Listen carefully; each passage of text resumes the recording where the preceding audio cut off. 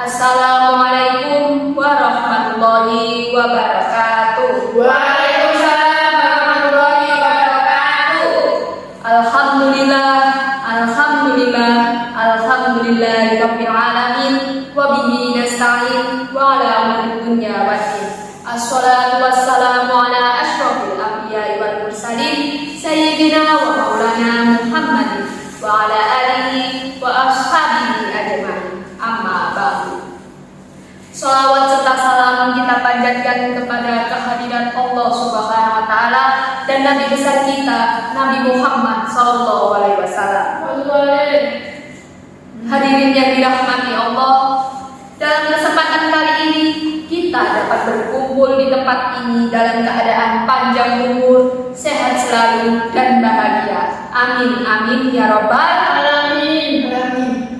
Hari ini saya akan menyampaikan kajian Islam dengan judul Kunci Kesehatan Mental yang Seimbang.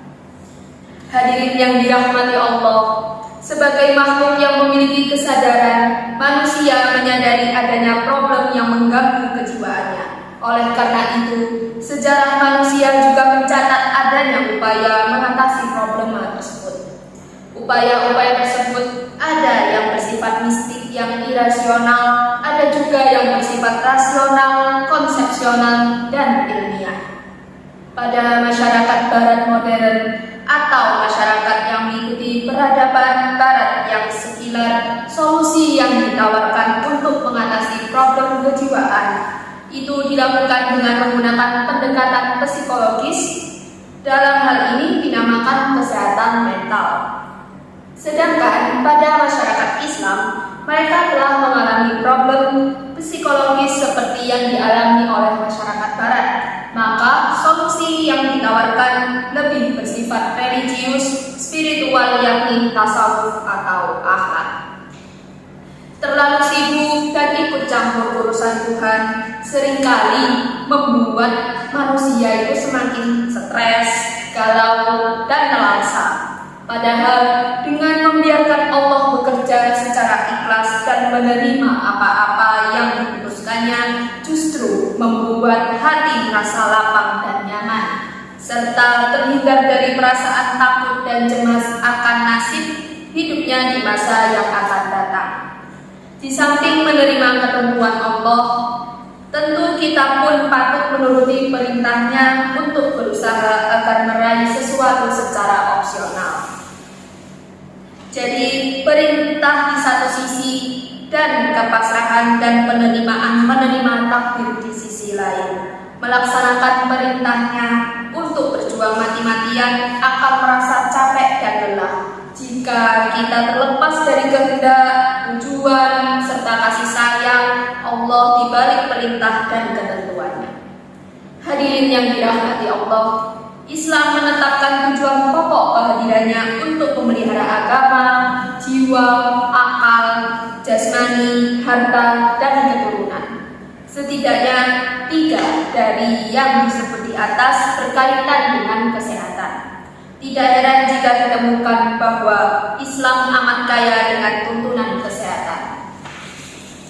Kesehatan mental seseorang berhubungan dengan kemampuan menyesuaikan diri dengan keadaan yang dihadapi. Setiap manusia memiliki keinginan-keinginan tertentu, dan di antara mereka ada yang berhasil memperolehnya tanpa harus bekerja keras. Ada yang memperoleh setelah berjuang mati-matian, dan ada yang tidak berhasil menggapainya telah bekerja keras dan bersabar untuk menggapainya. Hadirin yang dirahmati Allah, ciri-ciri mental yang sehat sebagai berikut. Yang pertama, ada sikap kepribadian yang baik terhadap diri sendiri, dalam arti dapat mengenali diri sendiri dengan baik.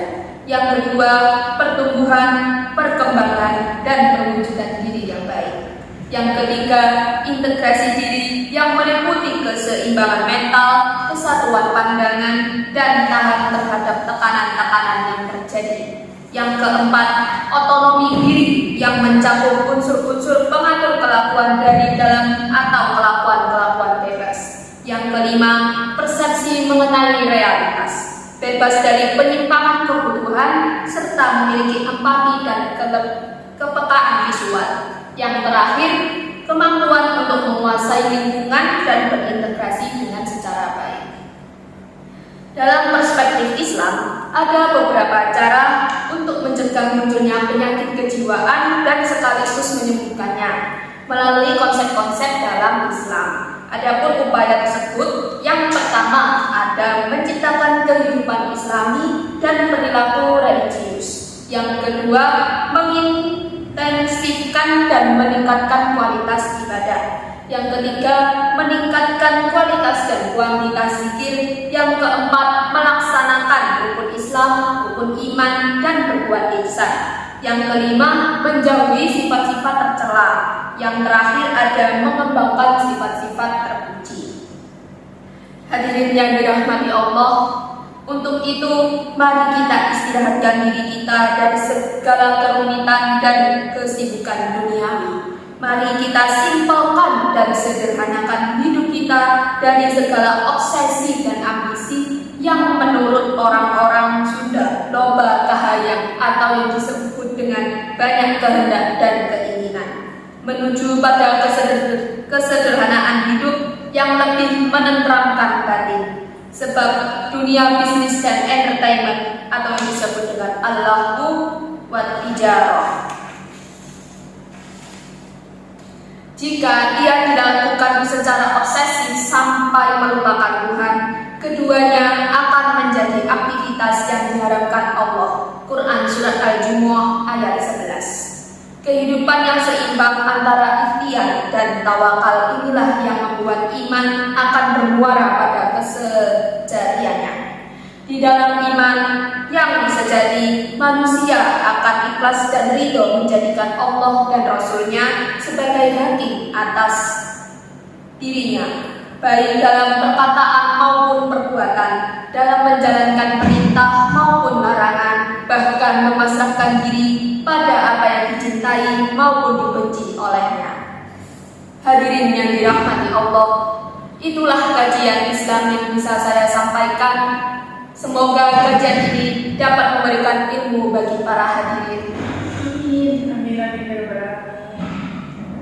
Mohon maaf jika kata-kata kurang berkenan di hati para hadirin. Saya memohon maaf sebesar-besarnya. Wabillahi taufiq wal hidayah. Wassalamualaikum warahmatullahi wabarakatuh. Waalaikumsalam.